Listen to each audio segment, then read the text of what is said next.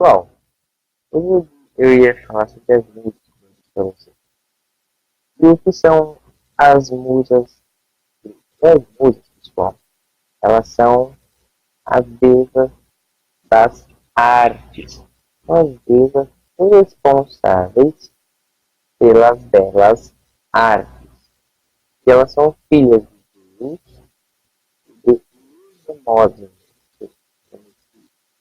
Zeus e Mnemósine. São 9 no total. Tá? São 9 no total. E, no início dos campos, ou seja, no primeiro campo, lá na Ilíada, se vocês forem ver, tem uma descrição da guerra inteira. O que vai acontecer na guerra? Que as musas vão prever as coisas. Então, eu olho e faço musa, faço um certinho para ela e tal. O que vai acontecer no final da guerra? Vai acontecer. Então, é como se fosse uma introdução para nós não ficarmos totalmente perdidos. Por conta, como eu falei na passada, atrasada, nós temos uma certa dificuldade, né, em ler epopeias, ou seja, textos épicos, por conta que nós não temos mais boas habilidades necessárias, digamos assim, não temos mais conhecimentos necessários para ler aqui com facilidade. Tudo isso para nós. Bom, quando eu digo que elas são deusas da arte, elas são deusas da arte em geral. Tá? Por exemplo, uma dessas deusas, uma dessas musas, era Urânia. E Urânia, ela era a musa da astronomia. Mas como é que nós relacionamos a astronomia com a arte? Vamos lá. A astronomia é responsável pelo quê?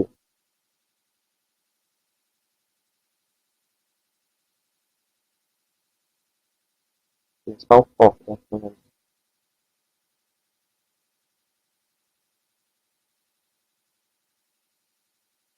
Estrelas. Os astros, né? Quando nós olhamos para os astros, nós conseguimos entender que existe uma certa ordem. É impossível nós olharmos para o céu pensando que foi feito de uma casa. Essa ordem. Aquilo possui uma ordem, uma certa organização interna e externa, implícita na coisa. Agora, relacione isso com a arte. A arte é a mesma coisa.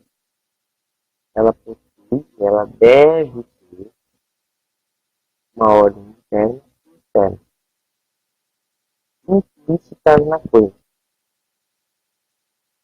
Uma ordem pré-estabelecida. Então, olhem bem, as deusas da arte, elas já indicam na mitologia grega, os gregos já tinham esse conhecimento de que a arte deve possuir ordem. Eu não posso pegar a arte moderna, por exemplo, e falar que aquilo é arte. Fundamento. É arte, fundamento. Porque você simplesmente pega, bagunça tudo na tela, né? Você pega ele no céu e vai espalhando. Qual que é a ordem que a arte, no caso pintura, ela exige? A arte é o artista conseguir organizar em camadas, organizar em tom sobre tom, organizar em cores, em posições, aquelas variadas cores. É isso que deixa a obra bela. E a arte, ela nasce do cosmos. Ela nasce do cosmos. Justamente por isso. você olha para a ela tem relação. Ambas possuem órgãos. E a Urânia, ela também é a musa das ciências exatas, matemática, etc. E as ciências exatas, elas também têm a sua proporção no corpo. A proporção é essa. Elas são tão numericamente exatas que elas mostram como a verdade é exata. E a verdade, ponto, não pode mudar. E as exatas, pessoal, elas são a base da filosofia. Tá? Por que elas são a base da filosofia? Ambas, na verdade, se correspondem. Tá? Mas Platão, para você entrar na academia de Platão, na escola de Platão, você tinha que ter um conhecimento muito grande de matemática e geometria. Por quê? Porque na matemática, o que é que até hoje os professores reforçam? Tente melhorar o cálculo mental, não é? Não fique dependente do papel. Nem sei se você vai ter papel e caneta à mão. Então, você pode ter o papel ali para si, óbvio, problema nenhum. Mas reforce o seu cálculo mental. Então, o ramo da matemática reforça muito nosso pensamento abstrato. Então, por exemplo, estamos estudando geometria. Eu falo o seguinte para vocês. Olha, nós temos aqui a planta de uma casa, que ela é composta por dois retângulos. Os dois retângulos fazem um formato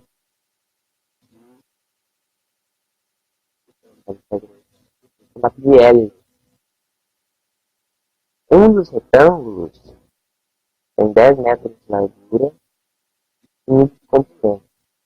O outro também tem 10 de largura, mas tem 25 de comprimento. Qual que é a área do retângulo? Qual que é o período do retângulo? Desse terreno? Ou seja, o que eu fiz aqui? Eu dei para vocês as descrições numéricas da coisa. E vocês, querendo ou não, isso foi mais forte, vocês começaram a imaginar o tamanho desse terreno, certo? Vocês imaginaram um papelzinho ali, um retângulo maior, aí o número do lado, o menor, do lado. Quando eu digo agora, calculem, começam aí a organizar, como você falou, e tal. Ou seja, estudar a geometria, estudar a matemática, reforça o nosso raciocínio abstrato. A filosofia, ela é quase inteira composta de raciocínio abstrato. Como é que, por exemplo, os padres vão estudar teologia moral, teologia referente à alma humana, referente à relação entre homem e Deus, entre homem e pecado, do mundo físico. Então, a única coisa que ele tem é conhecimento abstrato. Se ele tem um conhecimento abstrato mais alto, ele se é melhor. Se ele tem mais baixo, ele se é pior. Não é assim?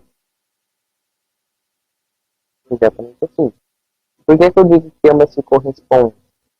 Porque ao mesmo tempo que eu preciso estudar a matemática para melhorar o meu abstrato, eu preciso estudar a gramática. Porque se eu não tenho um bom estudo da gramática, eu não vou entender a matemática. Como assim? Nada. Eu pergunto para vocês, se vocês não, se nós, eu, vocês, nós, não temos um bom conhecimento da gramática, nós não conseguimos ler uma frase e entender ela por completo. Como é que eu vou ler o enunciado de matemática?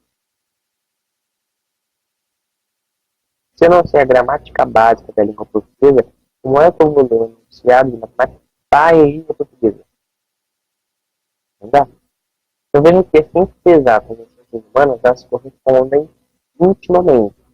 Você cortar uma é prejudicar a outra. São verdade. São extremamente interligadas. E é claro, pessoal, nós não temos um modelo perfeito das coisas. Então, aqui é uma pensamento abstrato. E voltando para a arte. Nós não temos um modelo perfeito das coisas, fisicamente, entende? Mas nós temos um modelo ideal. Nem existe, fisicamente. Mas o mundo da razão existe. Então, por exemplo, qual que é o homem perfeito para um médico? É um homem no qual todo o corpo funciona perfeitamente. Funciona na maior das não envelhece, não está doente, tem uma imunidade 100% ativa. Isso me existe? Não. Mas é o modelo, não é? É o modelo. E o médico, ele tem que ter esse modelo em mente. Por exemplo, não sei, eu estou sem voz, minha garganta está inflamada. Eu vou ao médico. O médico me diz, olha, sua garganta não está boa, está muito mal. Mas ele está dizendo que a garganta está ruim em relação a qual garganta? Qual garganta que ele está tendo, por exemplo? Porque se ele está pegando a garganta de um morto, de um defunto, minha garganta está ótima. Se ele está pegando o exemplo de uma pessoa saudável, minha garganta está péssima. Ou seja, o mundo, ele possui uma verdade implícita nas coisas. Estava conversando outro dia com meu irmão. Para uma pessoa normal, seja, sei lá, para um médico, um advogado, pessoa, não importa. 120 quilos é estar acima do peso, né? 120 quilos é tá uma bolinha, tá imenso. Para um lutador de MMA, 120 já está magro. Ou seja, é o mesmo peso. Mas o que é que mudou? Mudou o modelo. O nosso modelo de pessoa normal, não quer ser um atleta, um boxeador, um lutador, 120 é acima do peso. Para eles que tem um modelo, ou seja, uma verdade, tem uma verdade. Para um lutador, 120 é pouco.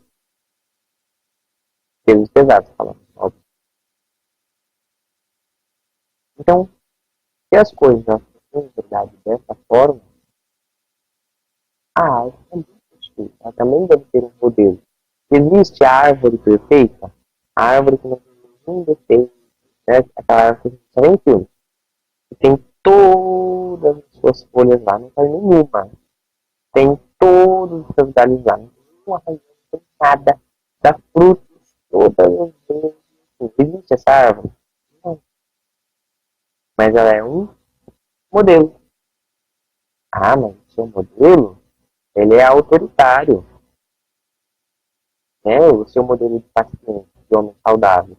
Porque para mim, um homem saudável é um homem de acordo com o que ele quer. Então ele pode estar raquítico, ele pode estar obeso. É um jeito que ele quer. Isso para mim é um homem saudável. Olha, autoritário ou não, a minha versão de homem saudável fez as pessoas permanecerem vivas por 5, 6, 7 mil anos.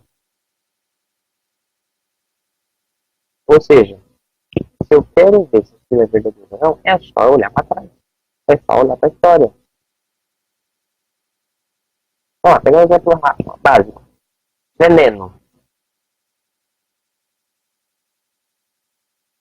O veneno da cobra, no corpo da cobra, não mata a cobra, né? Mas no nosso corpo humano não mata. Por quê? Porque aquele veneno, ele tem um modelo que é veneno da cobra. Então, para cobra, não vai fazer mal. Porque o veneno é a cobra, então assim, ó, best friend, amigo.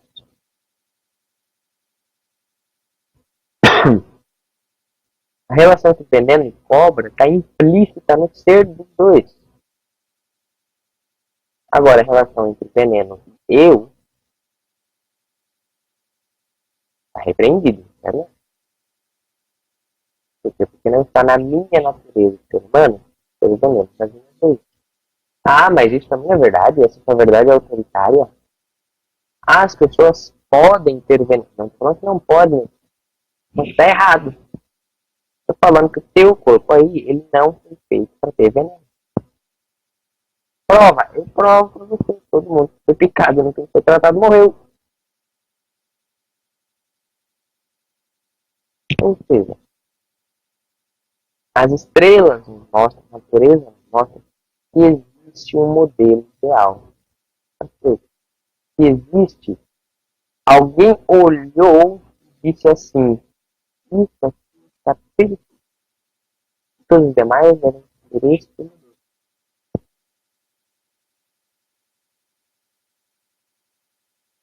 Tem alguma semelhança ou não tem com o versículo de Deus disse que era muito bom? Ou seja, Deus fez tudo perfeito, sem problema. O corpo de Adão funcionava perfeitamente.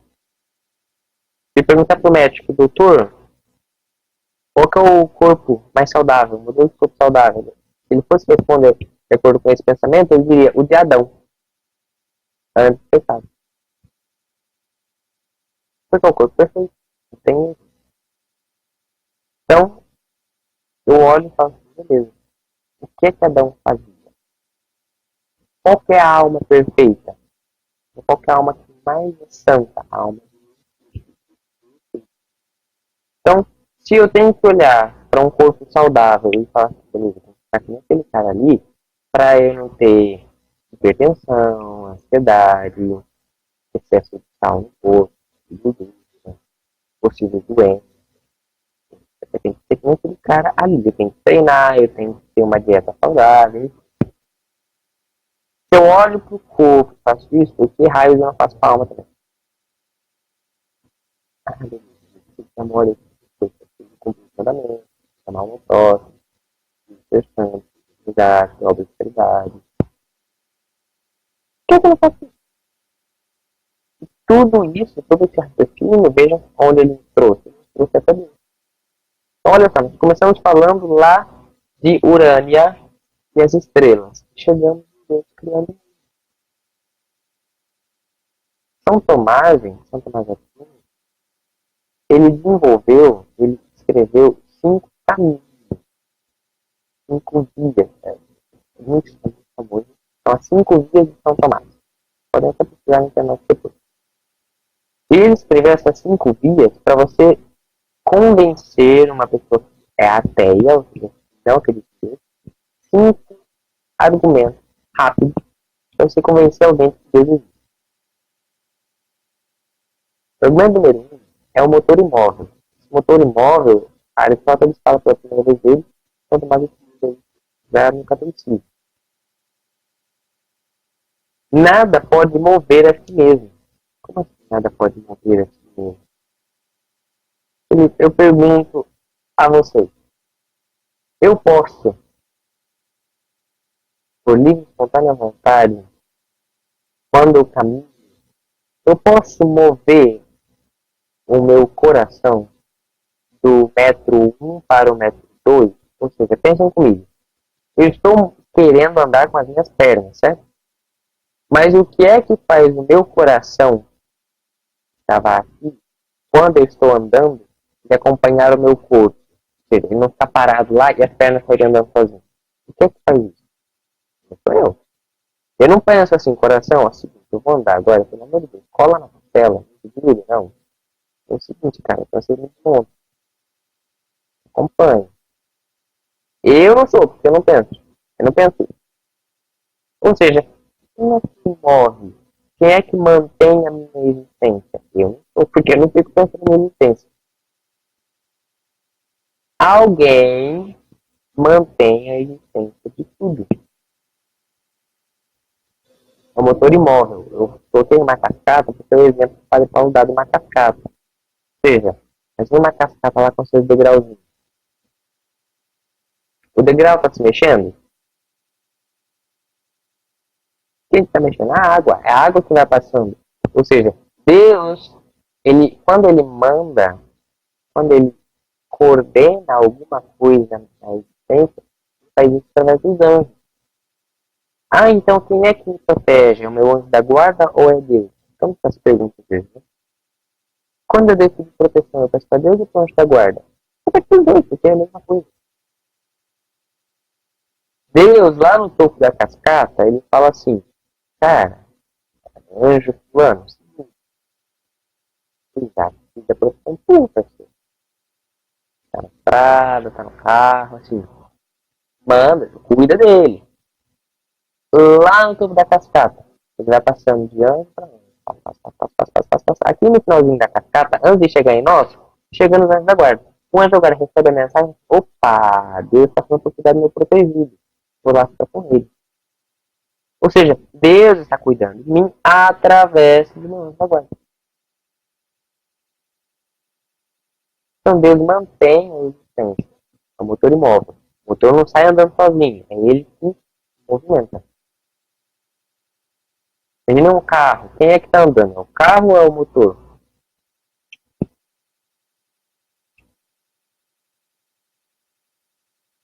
É o carro. Mas quem é que está fazendo o carro andar? É o motor.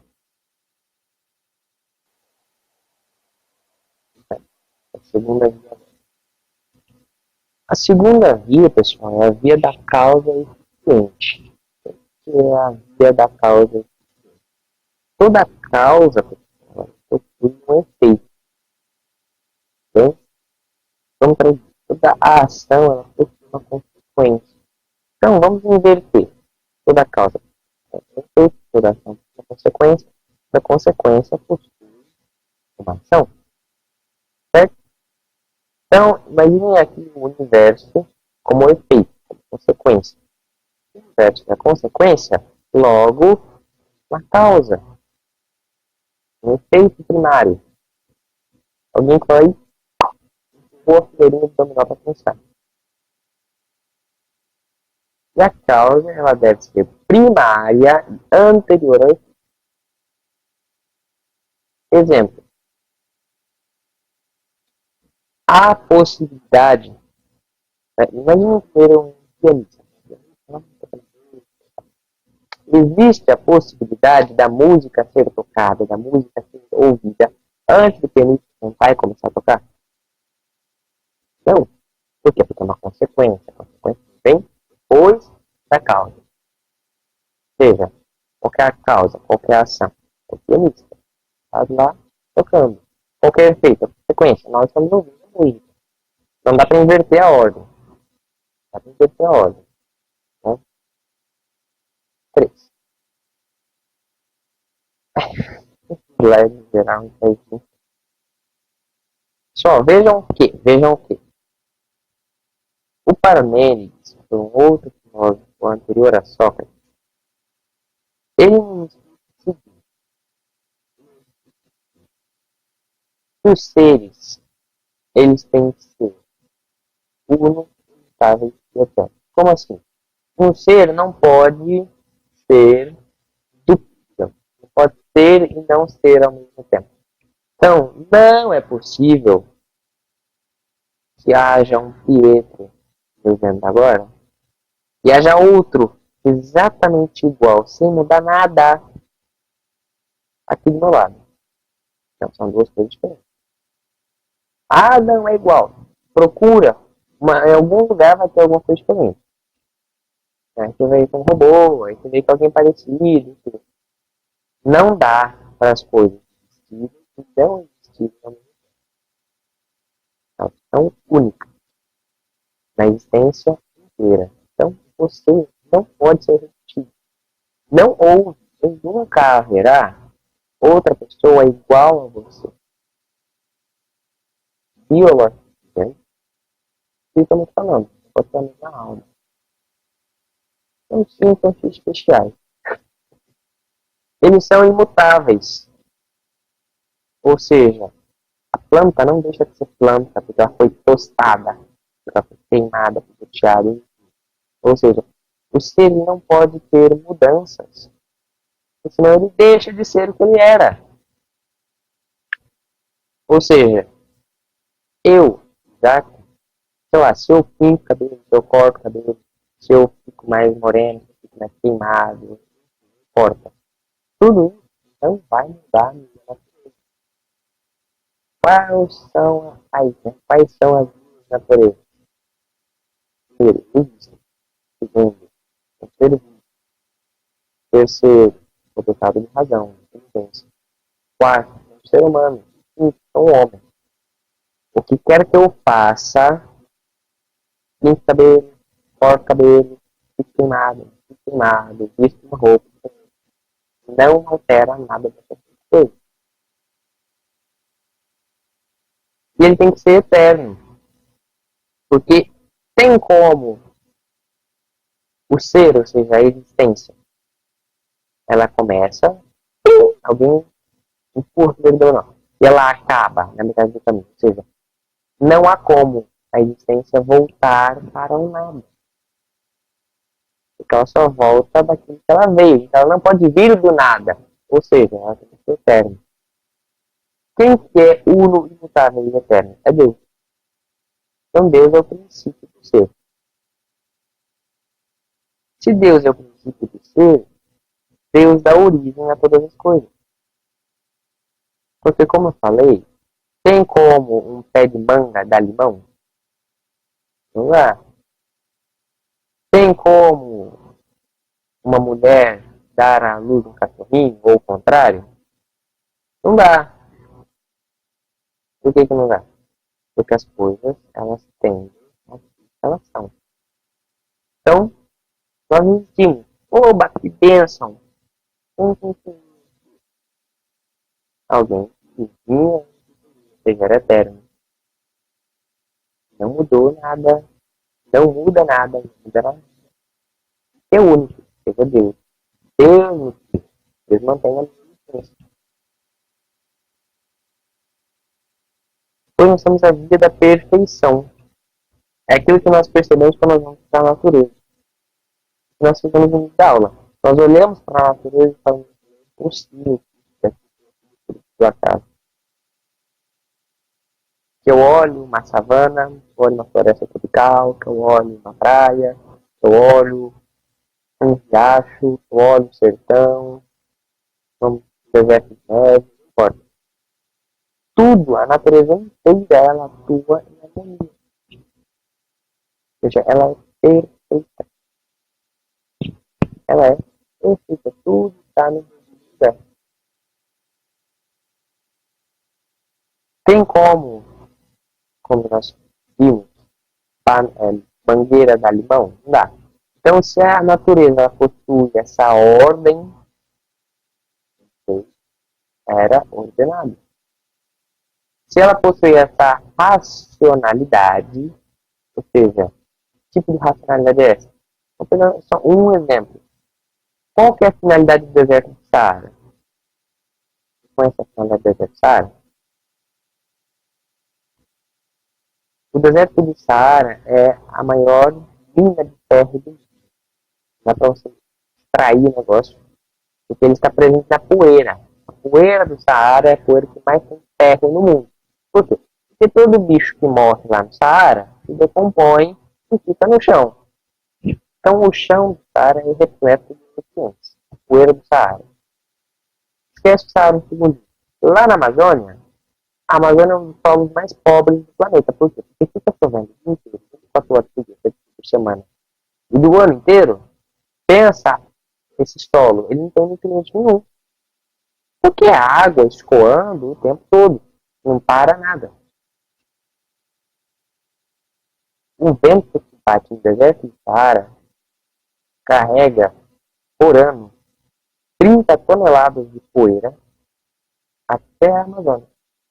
Ou seja, por ano, a Amazônia recebe 30 toneladas de nutrientes do Saara, que são os nutrientes que precisam para tentar existir. Agora eu pergunto, tem como uma explosão do universo ter causado isso no mero acaso? É impossível. O Padre Paulo dá um exemplo bom. Nós vemos uma parede de tijolo. Aquele muro da parede está todo iluminado. Ou seja, fez essa parede, esse muro. O que é que as pessoas dizem quando falam sido uma explosão que veio do acaso. É a mesma coisa, que eu ir numa montanha, colocar TNT, explodo tudo e bum! Lá no céu, quando a pedra está vindo, ela se organiza e cai uma parede na minha frente. É a mesma coisa. Estamos vendo uma proporção menor. Nada vem do acaso. Tudo que é racional vem da racionalidade. E a quinta via é a via da ordem. Ou seja, no mundo inteiro, nós possuímos hierarquia. Não existe nada no mundo que não possua hierarquia. Esteja fora da hierarquia. Ou seja, se há uma hierarquia, quem criou sabe por que tem hierarquia. E segundo, quem criou tem um objetivo para essa hierarquia. Ninguém faz as coisas por nada, né? Ah, mãe, você fez almoço? Sim, meu filho, eu fiz. Aí você está lá almoçando. Mãe, por que a senhora cozinhou ovos? A senhora já tinha fritado os ovos. Ah, não sei, meu filho, eu só cozinhei mesmo. Mas pra quê, mãe? Tá nada, só que não, uma coisa. Não, só quis cozinhar um ovo. Então, beleza, o objetivo foi você querer satisfazer seu desejo. Você quis cozinhar um ovo. Ou seja, tudo no mundo possui hierarquia, fim, uma meta. Então, se tem um artista, ele conhece qual é o objetivo da obra, certo? Conhece. Quem é que pode alterar esses objetivos? Somente ele, porque é ele que está fazendo. Não é aquela situação, se não for você que fez, você não pode reclamar, não pode ensinar. Fui eu que construí a casa? Não, então não posso destruir a casa. Desculpa, isso se chama lei. Se chama lei natural, honestidade. Quem que pode destruir a casa? Somente o dono da casa. Por quê? Porque ele construiu a casa dele, ele vai destruir com ela. Quem construiu? Deus. Ai, Deus é muita pessoa, né? Então, aí você fala que não tem hierarquia, você sujeita ao governo tirando ditadores, sejam eles qual tipo de governo. Comunista, globalista, não importa agora. Você diz que Deus é seu filho. Você não vou falar que com certeza. Mas as pessoas dizem, nossa, Deus é opressor. Deus colocou uma hierarquia forçada que eu não tinha que obedecer. Elas dizem isso meia-noite. Da 1 da manhã, não, da meia-noite, e um minuto depois, elas estão obedecendo o chefe dela. Então, meu filho, você não acabou de criticar ele. Mas assim, meu chefe é pra quê? Você criticar o perco emprego, seu perco emprego, seu pejado, né? Eu não tenho mais comida. Ah, beleza. Ou seja, tudo bem do seu interesse. Não, tá querendo ser honesto, não. E esse é o objetivo final. Lembra que eu falei que as coisas tendem a ser e a voltar àquilo que elas vieram? Ou seja, se nós vivemos, nós temos uma tendência de chegar a Deus, uma tendência de voltar, de retornar a Deus. E só temos duas formas de chegar a Deus. São a fé e a razão. A revelação direta pela fé e a indireta pela razão. Qual vocês diriam que é mais fácil? É mais fácil chegar até Deus pela fé ou é mais fácil chegar até Deus pela razão?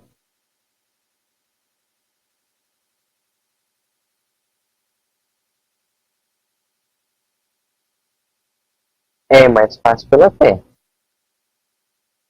mas ao mesmo tempo é mais difícil. Por quê? Como é que eu chego a Deus pela fé? Eu vou, eu rezo, aí eu falo com Deus, eu falo com Deus. Mas, olha, isso não é coisa de santo? Sim, nós somos santos? Não. Ou seja, nós ainda não temos esse grau de intimidade com Deus que a fé pode proporcionar. Nossa fé ainda não proporciona, porque é pequena. E nós, todos os dias que estamos ali, uma hora ela cresce e bum, temos essa intimidade. Mas nós somos santos? Então, ainda não. Então, vamos assim, vamos continuar a fé, óbvio, não vamos deixar ela de lado, mas vamos reforçar a razão também, porque é como se fosse um plano B, né? Vai que a fé demora muitos anos, ao menos a razão vai mostrar alguma coisa. Como é que eu chego a Deus pela razão? Então é esse o objetivo de tudo. É eu encontrar Deus nas coisas. É eu estudar e retornar a Deus. E vejam, se vocês perguntassem para um santo, você prefere o quê? Você prefere Deus? Ou você prefere a música, a literatura? É óbvio que você vai falar, não, eu prefiro Deus. Mas se você perguntasse para um santo, você quer chegar até Deus sem a música, sem a literatura, sem as artes?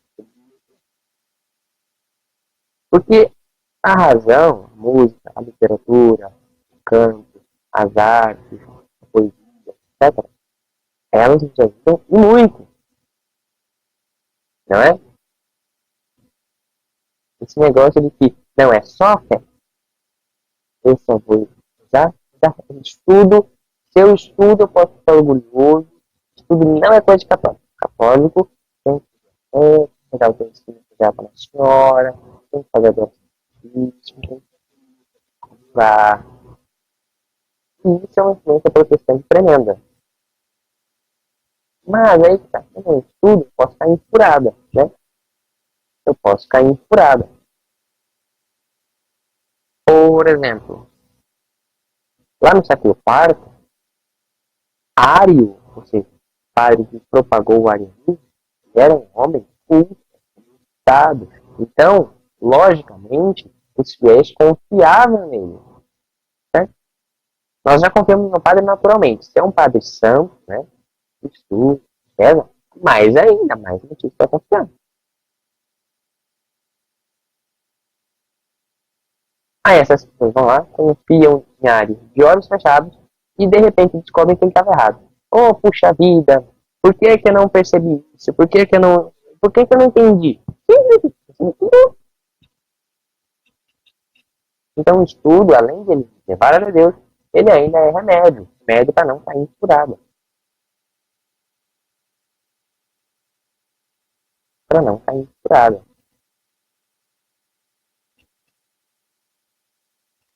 E os gregos já enxergavam isso. Como que os gregos enxergavam isso?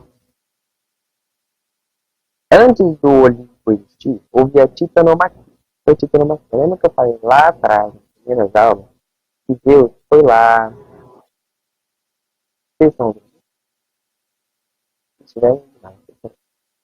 Deus foi lá, matou o pai dele, Cronos, e libertou seus irmãos.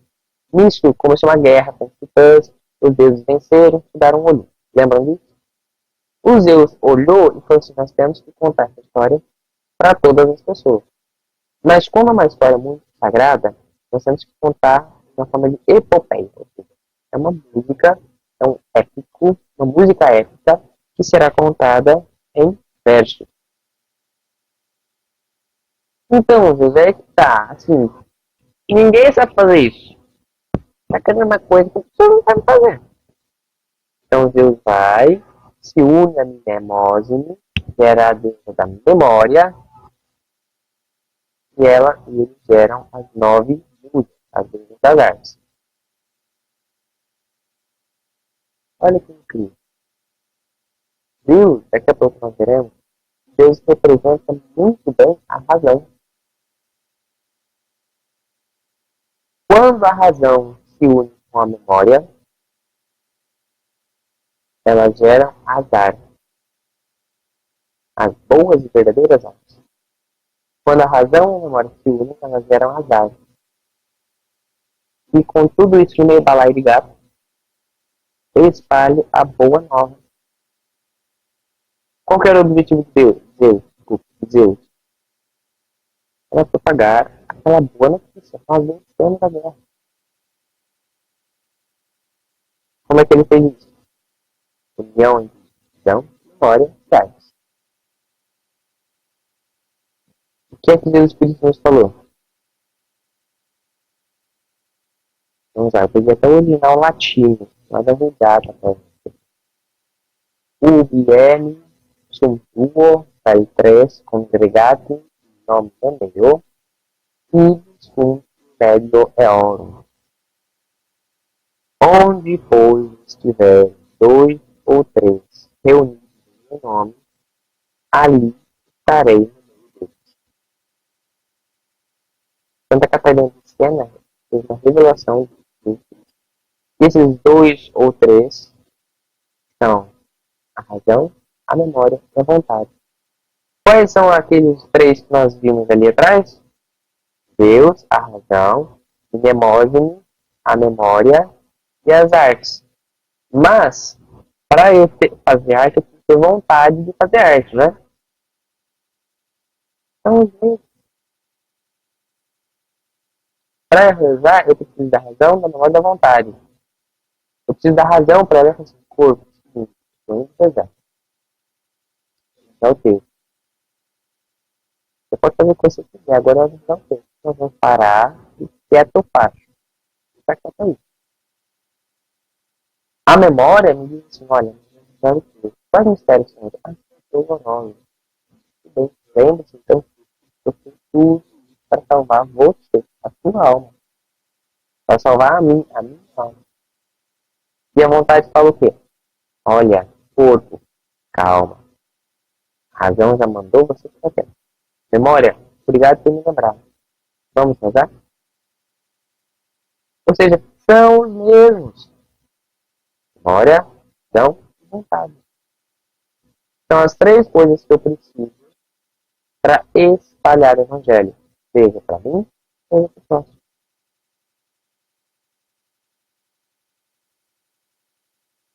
Então, as 9 musas, pessoal, são essas. Calíope, da retórica. Clio, a musa da fama histórica, ou seja, se eu quero que o meu nome, que a minha história fique famosa, dela, eu peço a ajuda de Clio. Neopômene, da tragédia, é uma tragédia. Quando o herói, ou seja, o personagem principal, pode fazer o que for, mas não vai mudar a história. Não vai mudar a história. Thalia é a comédia, a deusa da comédia. Ou seja, o que é a comédia? É quando o autor ele faz uma representação da realidade, mas essa representação fica um pouco mal feita, não fica tão perfeita. Então, ela se assemelha um pouco com a comédia que nós entendemos. Tipo, que, aquilo que está no tal, né? Nós falamos de comédia, mas de certa forma se apresenta. Então, quando nós temos um amigo, uma película engraçada, eu, por exemplo, conheci um homem, conheci entre aspas, o apelido dele era amendoim. Não entendi, não sei o que era amendoim. Ainda ele foi atropelado e era um nome de paçoca. Ou seja, qual que é a comédia aqui? A representação da realidade, amendoim foi amassado e era paçoca. O homem foi amassado. Se você parar e analisar, tem relação. Ou seja, é uma representação da realidade que não ficou perfeito. O cara não é uma paçoca, não é um amendoim. Mas é médico, faz lembrar. Érato, a musa da poesia, Urânia, da astronomia, Polímnia, que é da música sacra, Euterpe, a música da alegria, Tepsicore, a música da dança. A gente está falando dela, mas por enquanto elas não vão faltar. Tudo isso, pessoal, para nós vermos a importância do livro. Mas, nós não somos subjetivistas, tá? O que é um ser subjetivo? Uma pessoa subjetiva. É aquela pessoa que olha assim, nossa, as amizades masculinas também são muito bonitas. Se eu falei que é verdade ou mentira? Verdade. homem, quando ele realmente ama outro homem como amigo, como irmão, ele vai até o fim, dá a vida por ele. Não é verdade. Eu falei mal da mulher feminina? Não, pelo contrário. As mulheres, quando se amam como irmãs, é algo belíssimo. Elas são capazes de suportar cruzes pelas amigas. Mas eu não falei mal. Eu não citei. Uma pessoa que é muito subjetivista, ela olha a frase, a amizade masculina é muito bela. Ela fala assim, machista. Machista. Porque se tá falando que a do homem é bonita, ele quer dizer que a da mulher não é bonita. Cara, justamente porque você não falou. Ou seja, subjetivismo é aquela pessoa que o tempo todo fica, como tem um ditado pra isso, fica colocando pelo em ovo. Fica escrevendo pelo em ovo. Leva tudo muito pro simbólico e chega um nível que fora da realidade. E o homem moderno, eu li uma descrição, nós lemos na literatura, ano passado, nós lemos a descrição do Richard Weaver, das consequências, que o homem moderno ele é ou um bárbaro ou um filisteu. O homem bárbaro, quando ele encontra alguma coisa que não entende, ele vai e destrói. Ele não quer parar para pensar em entender. Eu não entendi? Machadada. Bota abaixo. E o filisteu, quando ele não entende, ele reduz. Ou seja, ao invés de ele se elevar para chegar até Deus, pelo estudo, pela meditação, pela oração, ele reduz Deus até ele. Ah, chega Deus até mim, gente. Que isso? Eu acordo de manhã, põe meu cafezinho pro santo, vou trabalhar, tento ser uma boa pessoa, vou na missa domingo, não faço mal pra ninguém, ó, eu não roubo, eu não mato, não traio minha mulher, não bato meu filho, tá ótimo. É a discussão do mundo moderno. Se ele não entende, ele destrói, ou se ele não entende, ele reduz. No pior dos casos, faz um preço. Nós não podemos ser essa pessoa. Ah, eu não entendo. Não entendi esse pedaço aqui da aula, não entendi esse pedaço aqui da ilha. Então deixa, não tem importância. Não, pelo amor de Deus, não. Volta, meu Deus, não tem problema, a história é linda. Vale a pena ver de novo. Vale a pena ver de novo. É uma história sensacional. E isso nos torna católicos. Isso nos torna católicos. Tá? Ah, se os cientistas disserem, porque vamos chegar no cientista praticamente. Também falou, pessoal, que as mesmas leis da razão são as leis da existência. Ou seja, a existência ela está ligada à razão. Então, não é concebível na inteligência. Ou seja, pensem vocês, tem como existir um homem com tromba de elefante e cérebro de macaco? Não é concebível. Tá. Você pode até imaginar como ele seria. Uma tromba, machado, cabeça de macaco, blá, blá. Mas não é concebível. Você não consegue entender. Porque não dá para ser feito.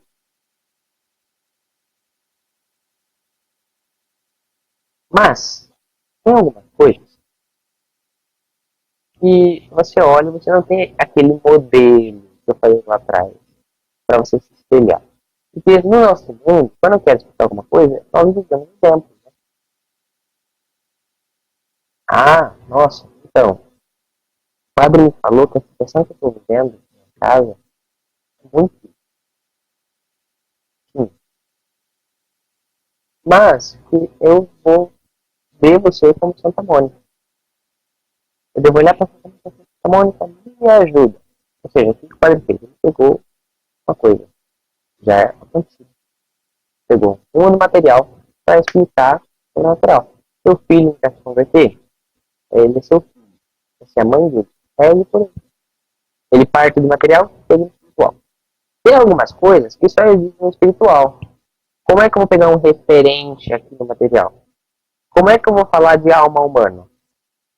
Nós falamos de alma e nós pensamos em um formato humano, né?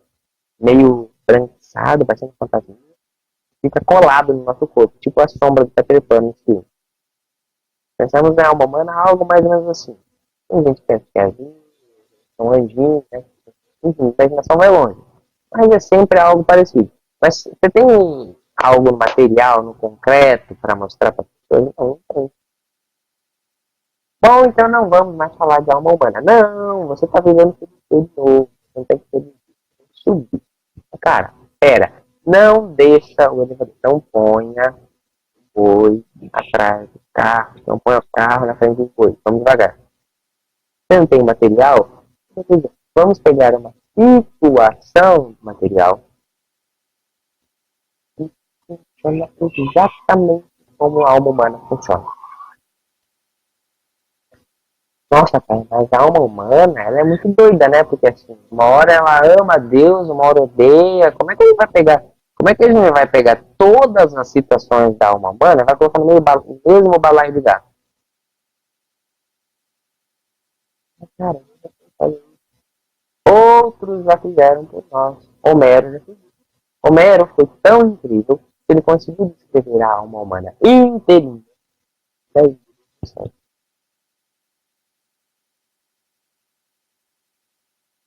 Como é que eu explico o espiritual? E esse espiritual não existe no espiritual. E, e, como é que eu faço isso com símbolo? Com simbolismo. Eu falei, não é ser simbólico. Um exemplo maravilhoso de simbolismo são os anéis. Quando vocês puderem, estudem simbolismo dos anéis. Com isso, nós vamos fechando a nossa aula de hoje.